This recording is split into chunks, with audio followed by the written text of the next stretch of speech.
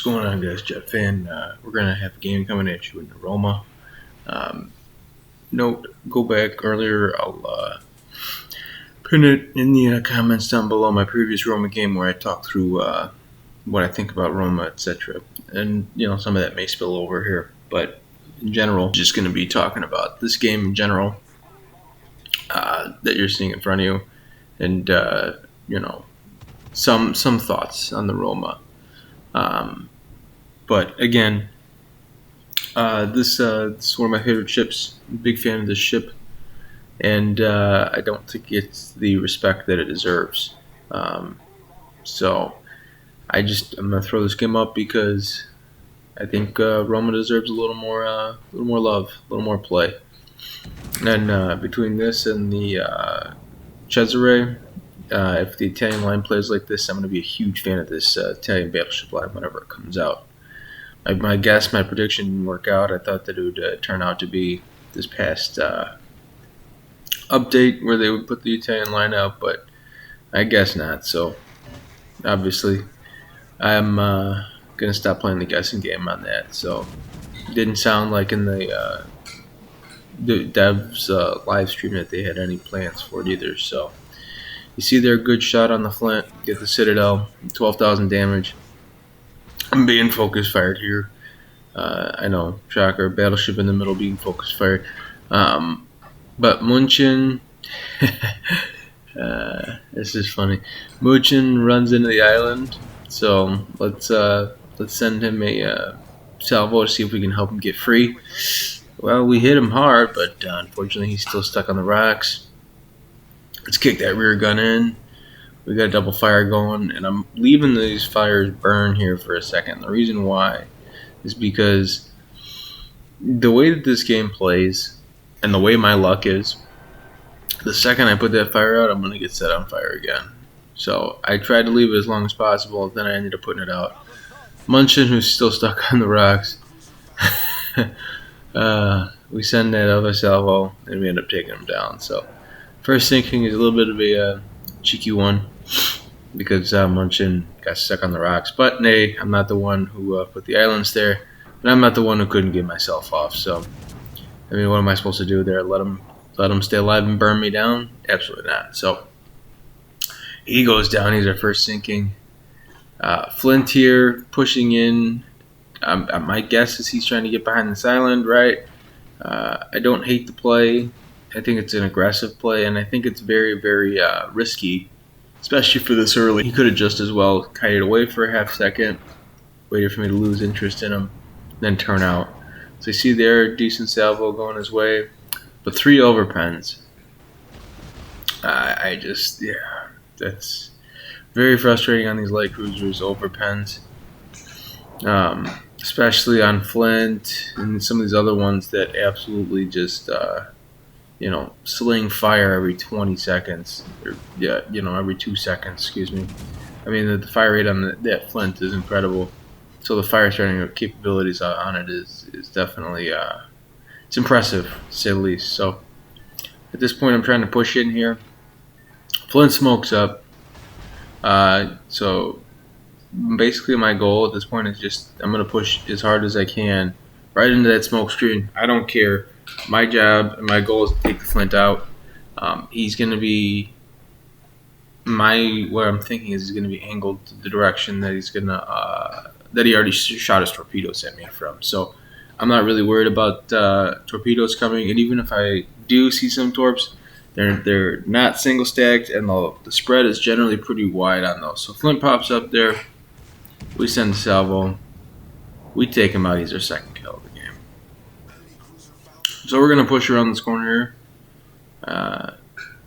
And Benham pops up.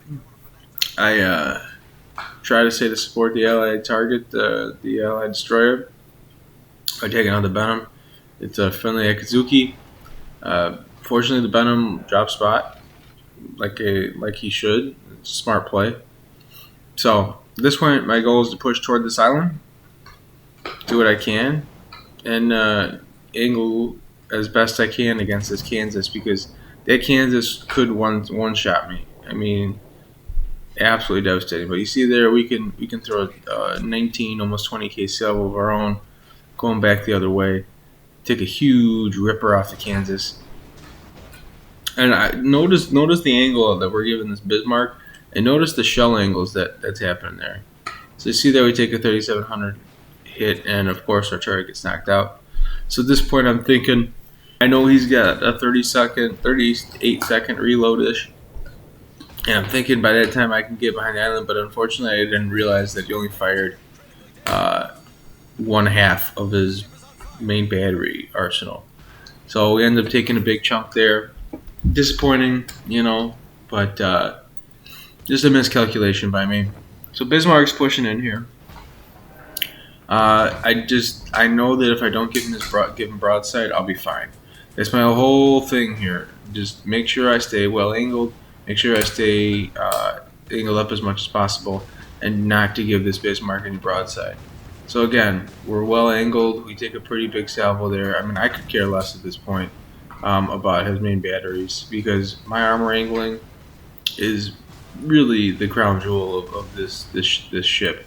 I mean, being able to stay bow on and just ricochet darn near everything is why I think Roma's a great option.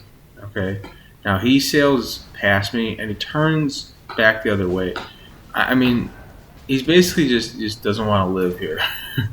I mean, what the play that he could have done was to, once he realized that he wasn't going to be able to get the main batteries on me again, great opportunity to kind of talk through this. He should have turned either toward his left, toward his port side, or kept sailing straight and let the main batteries catch up. And by doing either one of those two things, he would have had a chance to get shots on me again. So obviously, didn't work out for him. He's our third sinking up to 97,000 damage. We got some heals, and the Rebel build with 4 heals, it definitely helps. I mean, I'm not going to say it's the best build in the world, but I think for Roma, it works well. And I think, based on what I've seen out of this ship, I don't know if the Italian line is going to play similar or not. But if it does, then Rebel's your commander build, and we'll go from there. But I'm very excited for that Italian BB line.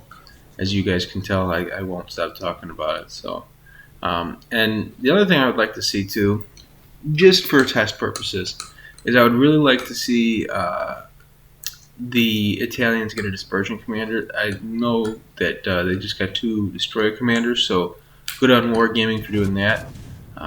So that gives me confidence that they are going to, when they release that line, a dispersion commander will be on the way with it.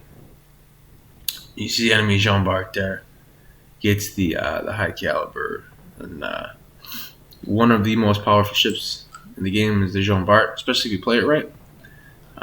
So obviously, what this guy's doing in the Jean Bart was the right move for the ship, if you will. By pushing hard in the Jean Bart and getting yourself into a flanking position and crossfires, you absolutely cripple people. I don't like AG out of this thing. And there you go, there's why. But a Jean Bart is so susceptible to high explosives that it's really not a bad strategy to send some high explosives his way. So as you see here, Jean Bart and Vanguard are both angled up, basically kind of a push. I have one angled against me, one angled against my allied cruiser off to the side. This is a pretty even game, as you can tell, right? I mean, 3 ships to 3. It's coming down to the wire. This Jean Bart is obviously angling up against me. He's going to send a salvo my way. We're going to ricochet it. I mean, again, I know this ship, if I go bow in, I have nothing to worry about. Absolutely nothing to worry about. Zara with the sinking there on the Jean Bart. So thank you, Zara. At this point now, I know Vanguard is the only thing I got to worry about. We send a salvo at the Vanguard, only get 1 pen and 1 overpen. Senior pen was in the turret, so obviously it negated that. And then immediately, right, we start angling in. Good job by our friendly destroyer sending torpedoes. What does that force Vanguard to do? It forces him to go flat broadside to us. It's big. Okay, we sent 2 salvos. We end up getting 12,000 damage. No Citadel, but we do get the 12,000 in the standard pen. Now, at this point, I'm thinking, all right, I'm going to kick the back gun in, and I'm going to get the sinking for a Citadel or two. Not the case, and he absolutely punishes that decision by me. Okay, at this point, I'm thinking to myself, I hope he used his reload booster. If he didn't, I'm going to the bottom. All right, I'm committed to this move. I keep the guns on target. Okay, we hit him hard again, but we leave him with just enough. I'm concerned that I'm not going to be able to sink him in time, but we do. Okay, there is the Roma up close and brawling. Okay, 134,000 damage. That's our 4th sinking.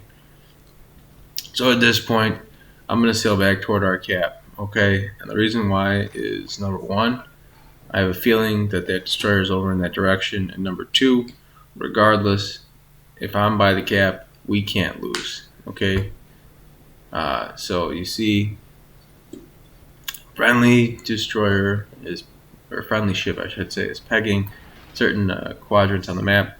I preloaded the high explosive in an anticipatory fight with the destroyer, and we're gonna go from there. So, but while I'm sitting here sailing around with our friendlies hunting down this destroyer, we can talk real quick about where I think Roma should be in the rankings and why I just don't think she gets the love she deserves. Roma, people will talk about Roma and they'll say, "Oh, there's better ships than Roma, right?" There's the dispersion. There's better dispersions out there. The going on the line in your ranking system of battleships, and she's never the top ship, right? She doesn't have the best secondary. She doesn't have the best secondary range / dispersion. She doesn't have good HE. She's got solid AP, but not the best. Turret reload is good, but not the best. But the thing that I want to stress, and you could say the armor is one of the best. Obviously, it's not the best on paper, but the way it plays, it might be darn near one of the best, if not the best, in my opinion. But again, if you look into it hard enough, you could say you could always find a ship that air quoted better, right? So my point here is that while she may not be the top dog in any of these specific characteristics or positions, she's usually toward the middle half top. And what I mean by that is, she's going to be above average in most things. So when you do that with 5, 6, 7 quoted ranking categories, you're going to end up with a very, very good ship, significantly above average ship. And that's where I think Roma sits, because you saw in this battle, Roma has the ability to fight at 16 kilometers. She doesn't like to do it, but she can. She also has the ability to fight at 4 kilometers. She doesn't, again, love to do it, but she can. Her sweet spot is at middle range, right? Where the main battery dispersion isn't too big of a deal. You see, we get the Confederate there, by the way. So that's my point. This Roma, can do multiple things. It's got many hats, okay? So just be mindful of that when you play in this ship. And if you didn't get the Roma during the campaign, when it comes back, I hardly get it. You see that's our 5th sinking. That is the Kraken. So hope you guys like this game. We ended up with a good, solid damage number. If you did like it, guys, please hit the like, and we'll see you guys on the high seas.